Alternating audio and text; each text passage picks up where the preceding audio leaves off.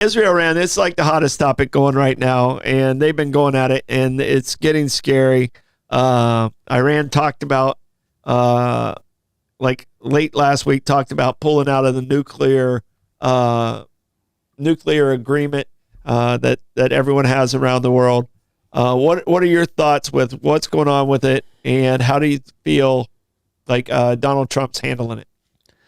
I don't know if Donald Trump should. I don't know if our president should handle it like right now, unless U.S. civilians are targeted in this as well. I know. I believe it was Prime Minister Benjamin Netanyahu did an interview with ABC News today about it, and he said like, today it might be Tel Aviv, but tomorrow it might be New York. So Netanyahu definitely wants America to get involved at some point in this. Yeah, because we're considered part of their enemies. But in Israel's been, I mean, they've been pretty aggressive also. I mean, these two have been going at it pretty good. But I believe this week's kind of a make or break moment with these guys. I don't think it's like the Ukraine and Russia. I don't think either the hatred that is there is even deeper. It's thousands of years of hatred. So I think after this week, if these tensions continue, it's going to escalate very quickly, or it's going to de-escalate very quickly. I see it as a very, very hot flame. And usually super hot flames burn out very quickly, or they incinerate everything. And I hope it burns out. Yeah. So, it definitely is like interesting to see like what's like hearing about the stories and like here in St. Augustine is like, okay, so what impact do like we have like with the story? Like sure we understand the story, we understand what's going on, but like what can we do, or like what can we understand while living here? I really don't think we can from the level where we're at. I mean, we can spread the word and talk about like our opinions and listen to other people's opinions in the comments. But, I can see this, speaking from where we're at in this country right now. I can see this as the Trump distraction he needs away from the whole Elon bull that's going on. And if he can pull off getting these two at the same table and getting them both to back down, he might earn a Nobel Prize just on that alone.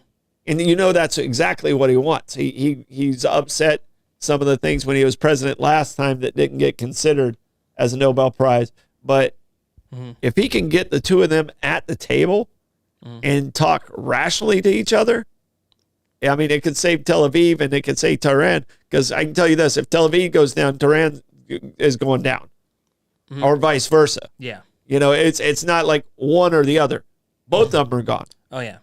So there's not a, they're definitely both eye for eye mentalities in their government.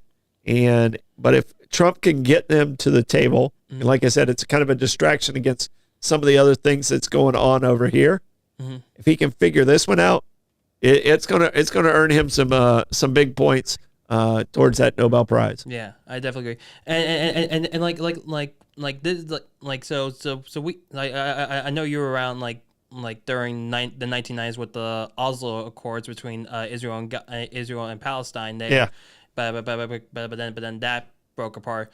So you've been understanding like Israel, Palestine, like in the Middle East area far more than I have. Like you watched the Jim McKay with the I watched the '72 Olympics. I mean that's the first big story I remember. I mean like of all news stories of all time, that first the Jewish athletes from Israel getting murdered by a terrorist attack. That was my first image of the news. And the reason I remember it so much is because Jim McCain was Wide World of Sports. He was my Saturday sports guy, and he was giving real live news. And I was like, oh my gosh, this is really intense. And I think I was like 5 or 6 years old. Yeah. So. Yeah. But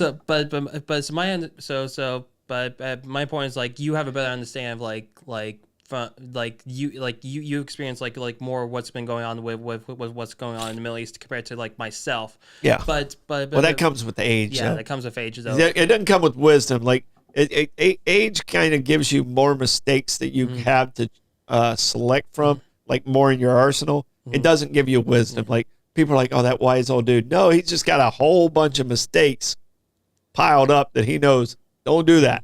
Yeah. So I mean, you can call it wisdom if you want, but it's pretty much, if you haven't made mistakes, then you really haven't lived a life, I'd say. Yeah, but the point, but what I'm trying to get to is like, so you experience like all these events in the past, like compared to like what's going on right now, because what I've been seeing is like, if it like from like 2023 to like now, if you like, it feels like online, if you criticize Israel, then you immediately get called out as an anti-Semite for if it's saying like, oh, you don't believe that Israel has a right to a Jewish state, like you don't believe that sort of stuff. So yeah, like so was that sentiment still the same? No, like it was more. It was people. It's kind of odd. We've been attacked by Muslims and terrorists, Muslim extremists. Not Muslims. I'm not throwing a blanket over. No. Muslim extremists more than we have, obviously, Israel and the Jewish community. And yet there seems to be, in today's world, more sympathy towards the Muslim extremists than it is with a group that's been an ally of ours since the 1940s. And I don't think it's rational in a lot of ways, but I think it has a lot to do with people being so anti-government. If the U.S. says we're supporting Israel, then we got to be on the other side. Not using any rational thought, but that's where I was, that Troy's 2 cents that I did 2 weeks ago about extremism. That's where extremism's so dangerous. They're not even thinking on their own.